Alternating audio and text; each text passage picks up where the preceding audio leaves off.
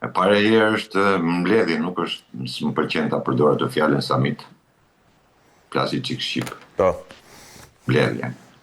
E dy qeverive, e cila për gjykimin të cilin e pata që kur morën njoftimin, them që nuk do sjellë asgjë të mirë për Shqipërinë, përveç se të mirave që mund të ketë Italia për sa i përket atyre marrëveshjeve të cilat firmosë Rama. Ndodh për herë të parë, çuditërisht, jemi vetëm i vend që bëjmë një mbledhje të përbashkët me një qeveri që nuk kemi asnjë lloj lidhje.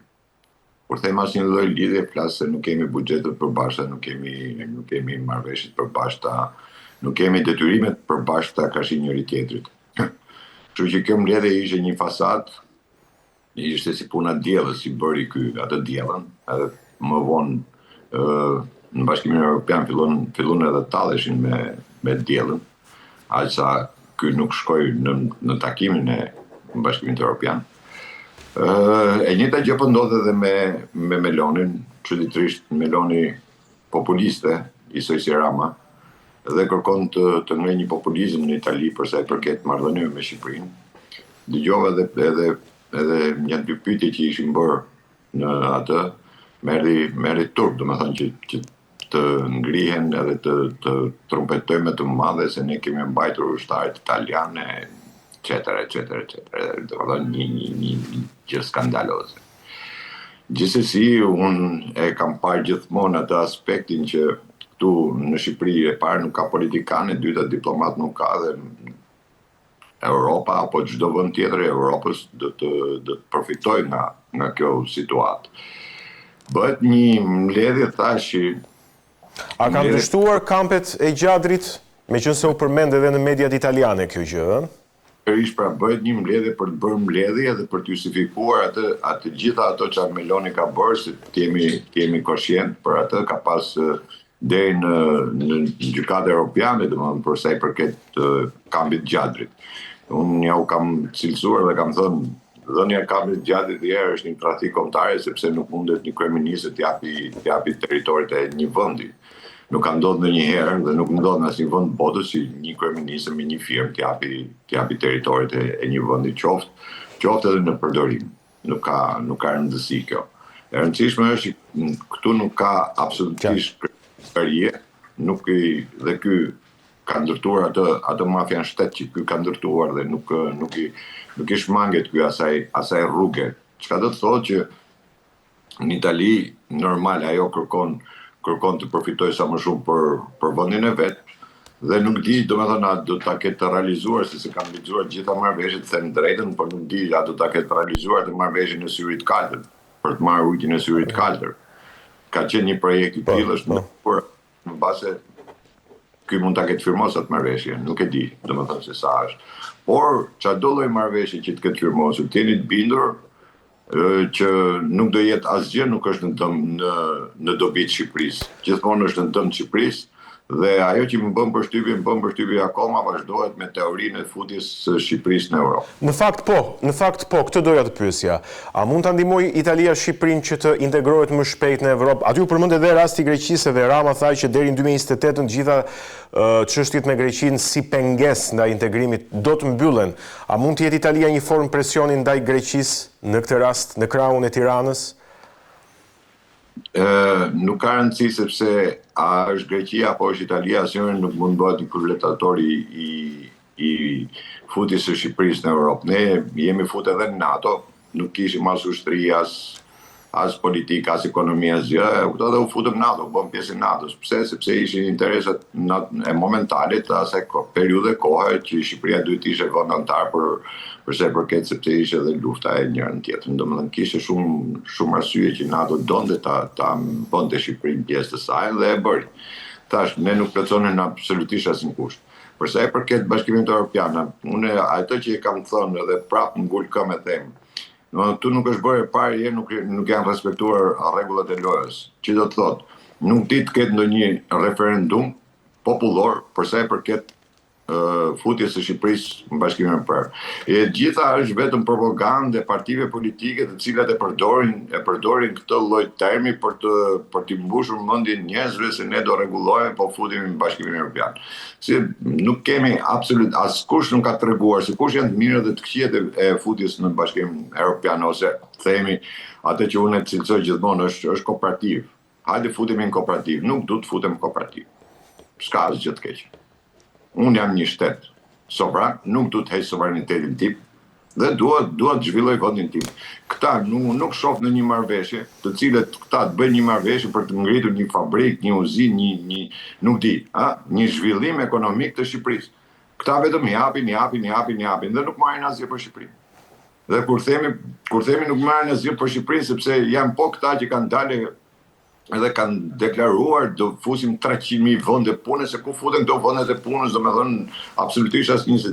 Por ajo që të bën më tepër përshtypje, nuk e di se si një vend i Bashkimit Evropian që ka nxjerrë një raport, se edhe Italia ka qenë pjesë e atij raportit, ku e nxjerr vendin më të korruptuar, qeveria më e korruptuar, ku bëhet droga, pastrimi parave, ku vet atë që ja u kam deklaruar para 2 vjetësh, kur prokurori i Pulës bëri deklaratën që tha, tu ka ardhur në Shqipëri, ka ardhur mafiozi më i madh i Italisë, i kërkuar, kur dorëzua, e deklaroi që kam qenë në Shqipëri dhe ka pastruar parat në Shqipëri, ka investime në Shqipëri. Dhe kjo qeveri italiane, si është mund me një vend, me një qeveri kaq të korruptuar, si mundet tulet me një zëvendës kryeministre e cila akuzohet dhe ka marrë akuzë për korrupsion? Si mundet tulet kjo qeveri me këtë qeveri? Qartë. Krenaria madhe se fliqin ministrat italisht. Është turpi më i madh, ministrat nuk di shqip. Do flasin italisht. Dhe flasin kotëm kot. Se nuk din asgjë. Qa u fol aty për politikë? Absolutisht asgjë. Aty vetëm t'i lëpihemi Melonit për marrëveshjet që do Meloni. Për qa fiton Shqipëria? Askush nuk thot qa fiton Shqipëria. Gjitha qa fiton Italia. Kambi refugjatëve thot ajo nuk ka funksionu 2 vjetë sepse ka bërë gjykata europiane. Dhe po do funksionoj 2 vjetë në ardhshëm. Për qa do funksionoj 2 vjetë në ardhshëm? E tha njëri se për qa do funksionoj, se për refugjatë nuk funksionon më. Qa do bëjë, do ngrejë burg Italia në Shqipëri? Se e ka deklaru një herë të. Ta kthejmë gjatin në burg, e të cilën burgosërit këtu. Qartë. Pra, qa fiton Shqipëria? Absolutisht asgjë. Qartë. Neve humbasim territorium, humbasim dignitet. Ne nuk kemi protektorat e Italisë që bëjmë mbledhjet përbashkët. Edhe kur kemi qenë në kurorën e Italisë, nuk janë bërë ndonjëherë mbledhjet përbashkëta. Sot na dalin mbledhjet përbashkëta. Mbledhjet përbashkëta nuk po bëjmë vendet e Bashkimit Evropian që janë brenda asaj kooperative. Dhe nuk kam parë ndonjëherë që të bëjmë mbledhjet përbashkëta. Zgjedhet presidenti i Francës, vizitën e parë bën Gjermani. Zgjedhet presidenti i Gjermanisë, vizitën e parë bën në Francë. Po keni parë ndonjëherë që lidhet qeveria franceze me qeverinë gjermane bën një mbledhje të përbashkët? Absolutisht jo. Dhe kjo ishte show i radhës. Sepse Rama kërkon në çdo formë, në çdo mënyrë. Dhe ai nuk e ka për Bashkimin Evropian. Ai kërkon, mendon, gjykon se Meloni do bëhet për Amerikën, jo për Evropian. Për Trumpin në fakt. Në atje në Amerikë për Ramën, për ato palaqelliqe që boni.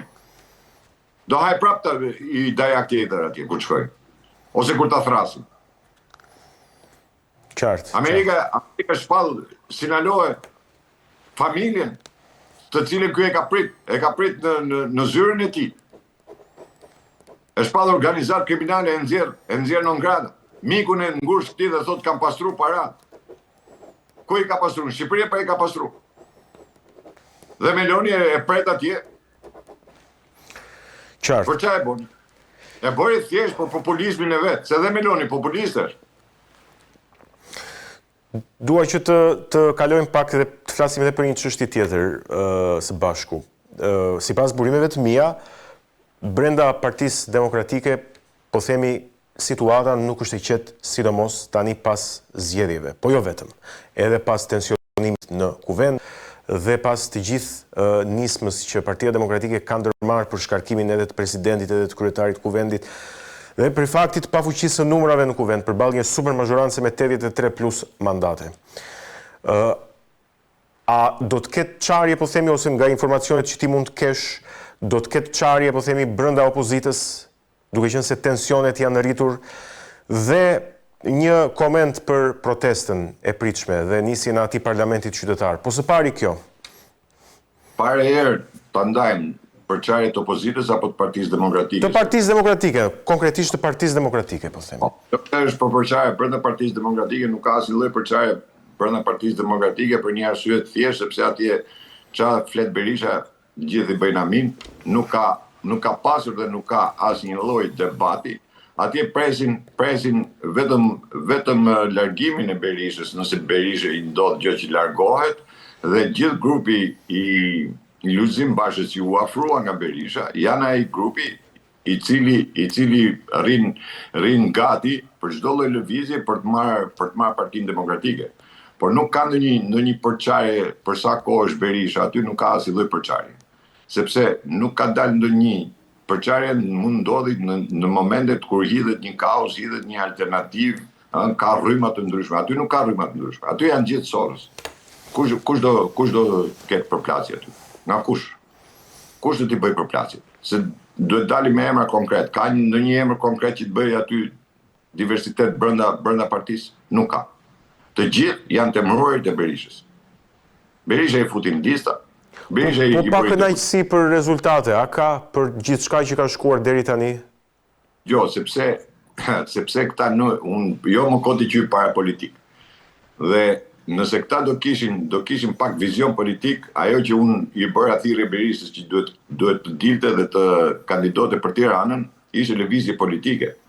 Dhe në momentin që Berisha do ishte kandidati i Tiranës dhe gjykata do merrte vendimin që e rjoni, pra nuk do bëheshin zgjedhje, Berisha kishte armën më të fortë politike për ta sulmuar më pas Partinë Socialiste dhe vetë Ramën për t'i treguar që ju keni frikë se isha unë e njëra tjetër. Pra do ta kthete në një triumf, edhe pse s'bëheshin zgjedhje, do ta kthete në një triumf.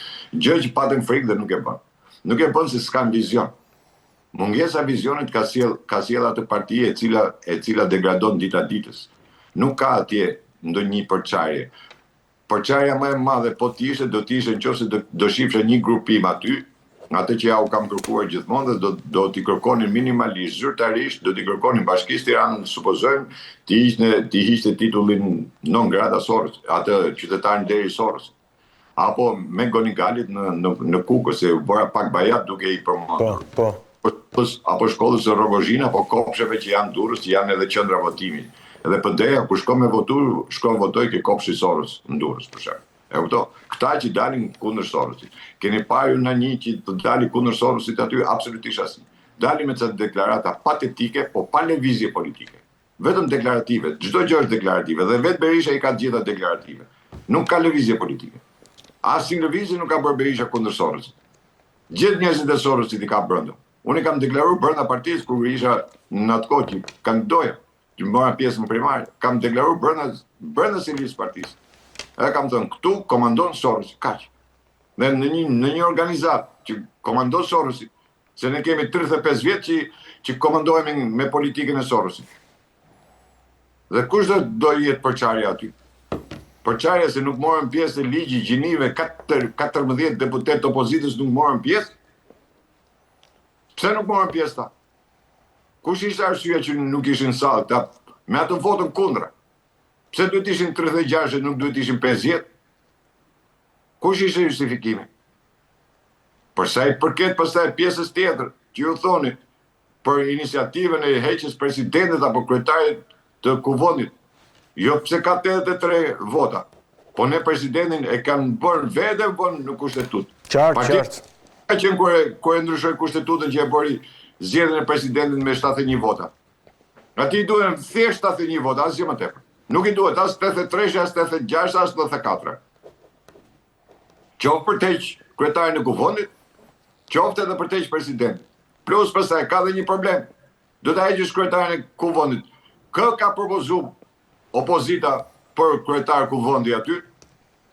Se kur ti kërkon shkarkimin e dikujt, duhet t'japësh edhe opsionin ta. Pra shkarkojmë filanin se të vejmë filanin, propozojmë filanin, keni gjuhë në emër ju? Absolutisht as i emër, vetëm ta shkarkojmë. Ta shkarkojmë presidentin, po këtë do zgjedhim president? Se fondi çdo rri pa president, këtë do zgjedhim?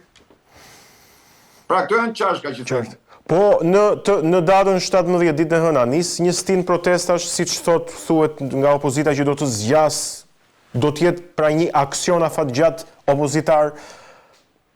Me 17 unë kam thënë që ky do jetë për mua, gjykimi im, qofsha unë i gabor, por do jetë çadra 2 e lulit. E diskutuam, po.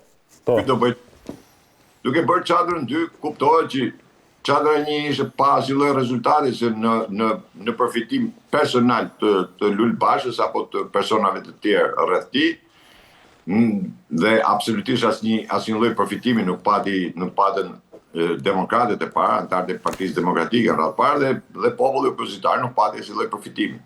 Përveç asaj marrëveshje që bëri Luli, që edhe sot e kësaj dite nuk dihet se çfarë marrëveshje ka bërë, se s'spartë kurrë. Dhe këtu tash do kemi çadrën 2. Do bëjmë çadrën 2. Është absurde, nonsens deputeti, se këtë kam thënë të paktën, se të nisësh një protest pa kauz. Nuk është kauz si deputeti do flasi këtu se s'na japin fjalën atje.